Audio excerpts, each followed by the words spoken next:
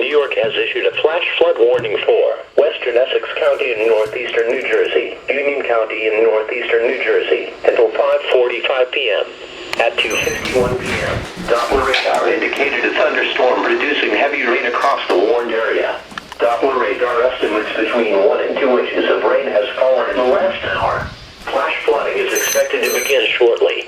Some locations that will experience flooding include Plainfield, Summit, MILLBURN, CALDWELL, Orange, Clark, Fairfield, Union, West Orange, Westfield, Livingston, Broadway, Maplewood, Scotch Plains, Cranford, Roselle, Verona, Roselle Park, Berkeley Heights, and New Providence.